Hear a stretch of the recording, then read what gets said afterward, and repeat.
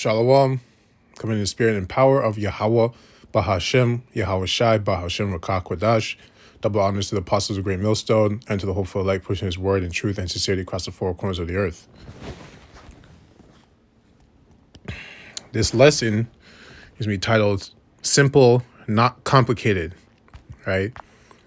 It's just making it very, very simple, okay? Because one problem, because we're in the flesh, and because this society, this world that's ran by Esau is so damn out of order, it's all complicated, it's all confusion, it's all backwards, it's upside down, sideways, everything, right? When the Most High made everything very simple, very, very simple, right? Because he's not the author of confusion. You know what, let's just go to that. Right? The Most High is not the author of confusion. So anything that's confusion is not of the Most High. Right? 1 Corinthians 14:33. For Yahweh is not the author of confusion, but of peace, as in all churches of the saints. So peace, when you have peace, everything's in balance. You know, everything's calm. Actually, you know what? Let's just go to the word. Let's go to the word peace. Okay? It's not. Because let's see what it says. Oh, slack.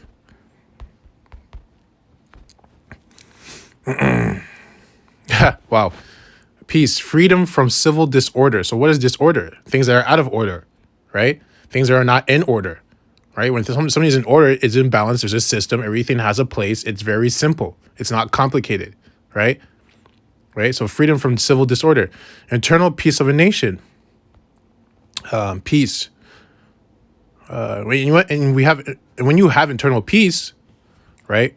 It says of a nation, but within yourself, you're balanced. You know, you're in tranquility. You know, your equilibrium is balanced. Reconciliation, silence, permission, compact agreement, treaty of treaties, tranquility. There, absence of war, right? Because when there's war, everything's chaotic. When there's war, that's why Esau loves war. You know, they love war because that's when they make the most money. They love killing, all that stuff, because that's chaos, right?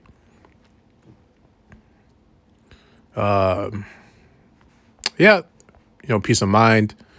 Pretty much that's it. I don't see there's anything else. Okay, the state of prevalent during the absence of war, harmless relations, freedom from disputes, the absence of mental stress or anxiety, the general security of public places, the treaty to cease hostilities, right? So, right. So for Yahweh is not the author of confusion, but of peace, as in all the churches of the saints, right? So when things are getting complicated, you have to understand that's not the Most High doing that. That's the left-hand side. That's not the right-hand side. Now, in a day, the Most High does orchestrate both sides, right?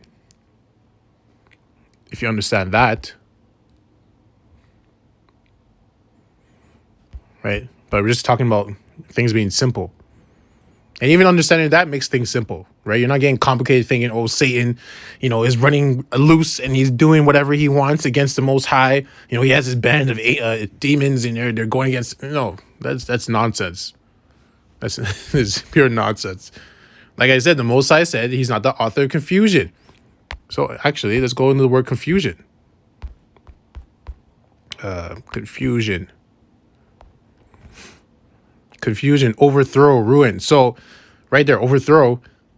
He's not the author of confusion, right? So he's not the author of being of overthrow or overthrowing in the sense of this point of Satan. There's no way Satan can overthrow the Most High and take his kingdom and fight him and all this stuff, right? Or disorder, because for Satan to be against the Most High, that's disorder.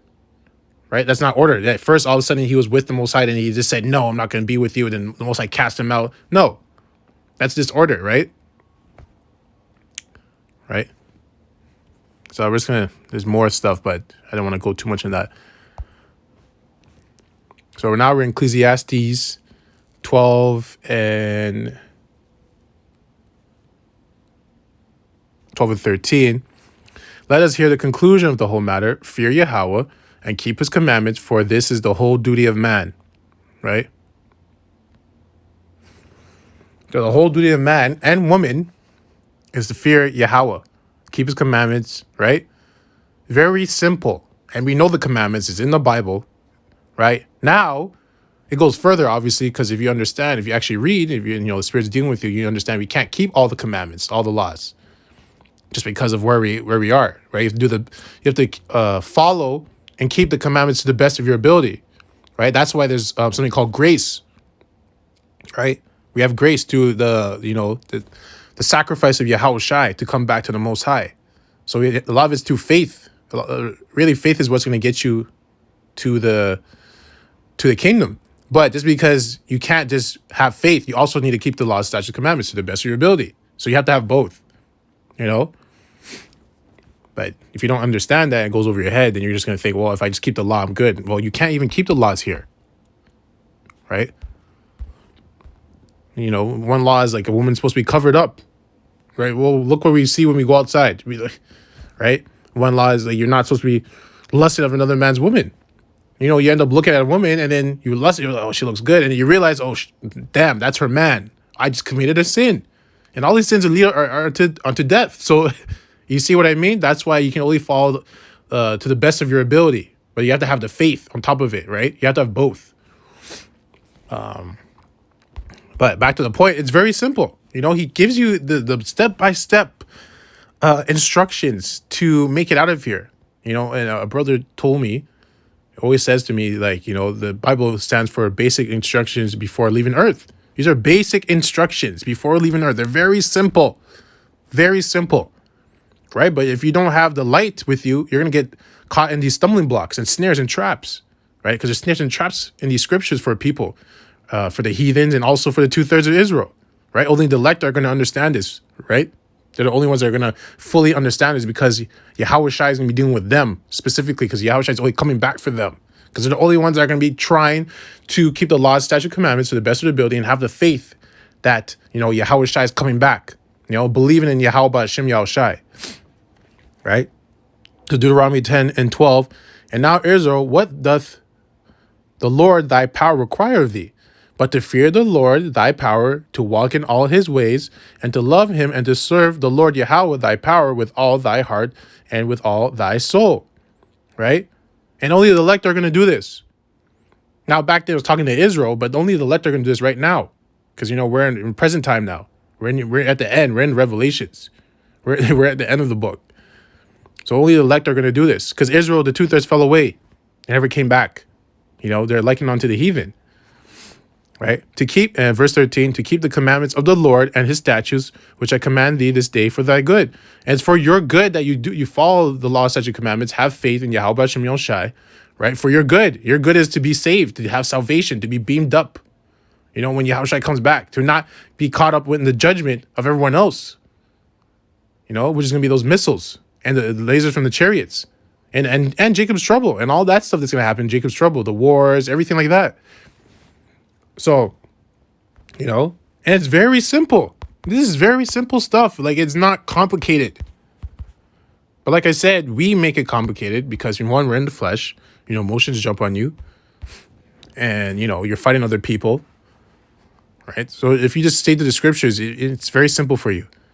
Anytime complications come in, that's just demons. That's just this world. It's that wicked vibration of Esau. Because Esau's all about confusion. Esau's all about, right, just look at the world, man. You don't even talk about the genders. The genders alone, it tells you that Esau's all about confusion. He is the author of confusion, right? He's anti-Most High. So if the Most High is not the author of confusion, then Esau, Edom, Satan, the devil, would be the author of confusion, right? He's against everything. We say right, he says left. Deuteronomy 11:1. Therefore thou shalt love the Lord Yahweh thy power, and keep his charge and his statutes and his judgments and his commandments always. And when ye this day, for I speak not with your children which have not known, and which have not seen the chastisement of the Lord Yahweh your power, his greatness, his mighty hand, and his stretched out arm, and his miracles and his acts, which he did in the midst of Egypt, unto Pharaoh the king of Egypt, and unto all his land, and what he did unto the army of Egypt, unto their horses, and to their chariots, how he made the water of the Red Sea to overflow them as they pursued after you, and how the Lord thy power Yahweh hath destroyed them unto this day, and what he did unto you in the wilderness until ye came into this place, and what he did unto Dathan and Abiram, the sons of Elab, the son of Reuben, how the earth opened her mouth and swallowed them up, and their households and their tents, and all the substance that was in their possession in the midst of Israel, in the midst of all Israel. But your eyes have seen all the great acts of the Lord, Lord Yahweh, which he did. So back then, they seen all of these things. They seen all the miracles. They seen all the acts. They seen the moving of the power that the Most High has. He showed them, which is really us back then in reincarnation, but he showed them his works, right? He showed it to them, and they still fell away from him. You know how wicked you have to be to do that? He did all these things, and you still are questioning him. You still don't want to follow his laws. You're just wickedness. Now, it's still prophecy that's happened, but you got to think like this. Like, that's why we're catching hell. He did all this, and then you want to betray him, right? It's crazy. It's crazy. It's crazy. But that's why, like I said, that's why we're catching hell. So back then they knew that. We don't have, like, Most High hasn't, well, he actually has. He's still doing the same thing right now, just in a different way. You have to be able to see it, right? Because not only the hopeful elect can see it, right? They can see the Most High still performing his acts and his prophecies being unfolded, because they are. It's still happening today, right? Like the scripture says, there's nothing new under the sun, right? But now the Most High is only dealing with the elect, right? The 2/3 got cut out. So now we're going to go to Matthew 24 and 22. And except those days shall be shortened, there should no flesh be saved, but for the elect's sake those days shall be shortened, right? And that's talking about right now. These days are being shortened. If you can notice, things are going by quickly. We're already in spring. It's already been a year since this so-called pandemic started, right? And it's only because of the elect. That's how important the elect are, because the elect are the only ones that are going to be following the law, statutes, and commandments to the best of the ability, and have faith in Yahweh Hashem Yahushai and believe on him, that he's coming to save, and not lose faith, and strive to do the work every day, every day in their lives, right? Then if any man shall say unto you, lo, here is Yahushai, or there, believe it not, right? So anytime they say, oh yeah, Yahushai's over here, and like, no, that's not him, because we know how he's going to come. It's in the scriptures. For there shall arise false Christs and false prophets, and shall shew great signs and wonders, insomuch that if it were possible, they shall deceive the very elect, right? It says if it were possible, but this means which means it's not possible, right? The elect are not going to be fooled by all these things, right? Because the Most High made it very simple. Like I said, if you look in the book, it tells you how Yahushua is going to come, how these prophecies are going to unfold, right? That's why the scriptures say, watch and pray, right? Because you have to constantly watch, and you also have to pray for the Most High to keep that spirit on you so you can see these things. So you don't get caught up with everyone else. You don't get lost, right? So you don't get caught off guard, because Yahushua is going to come like a thief in the night, Right, so the last one is Colossians 3 and 12. Put on therefore as the elect of Yahweh, holy and beloved, bowels of mercies, kindness, humbleness of mind, meekness, long-suffering, forbearing one another and forgiving one another. If any man have a quarrel against any, even as Yahushua forgave you, so also do ye. Right? So only the elect. This is traits of the elect, right? And like I said, they are one key thing that's said here is humbleness of mind. The hopeful elect are going to have that humbleness of mind. They're going to be humble themselves because they know they're always going to understand, like, this is not their knowledge. This is knowledge through the Yahweh Hashem Yahushai, right? And you have to constantly do that because you're in the flesh and you're like, oh yeah, I thought about this and I thought about that. I'm so smart. No, the Most High gave you that knowledge, right? This is the knowledge of everything. So anytime you get something, you thank the Most High for giving you this, throughout Yahweh Hashem Yahushai, and long suffering, because only the elect are going to want to suffer for a long time because they understand why they're suffering, right? Which comes from knowledge, wisdom, and understanding, right? And they have faith that the suffering is going to end because Yahushua is going to come and beat them up and take them to the kingdom. So they're going to suffer. They're the ones that are playing the smart game, the long game, right? People that play the long game are smart. They're wise because they understand what's going to happen down in the future. So I got to suffer right now to get the prize in the future. So I'm going to suffer. That's okay, right? Because they can see, they have vision, they have foresight, right? And you get that foresight through the Spirit. So like I said, things are very simple, but we make it complicated, right? And really, this world makes it complicated because, if you're one of the hopeful elect, you're not making things complicated because you understand that and you go back into scriptures and you use the scriptures, right, through the Spirit to filter all that complications, all that confusion. And then you have the simple stuff, the essence, the gold. You got rid of all that sand, and now you have gold, gold and diamonds and jewels. So that's it on that. The point has been made. I hope this lesson was edifying to the hopeful elect. I'd like to close out by saying, Kal Halal Yahweh, Bahashim, Yahweh Shai, Bahashim, Rakak Wadash. Double honors to the apostles of Great Millstone and to the hopeful elect pushing his word in truth and sincerity across the four corners of the earth. Death and destruction to his wicked kingdom, and 2/3 as well. Kwam Yasharallah, Abad Babal, Shalom.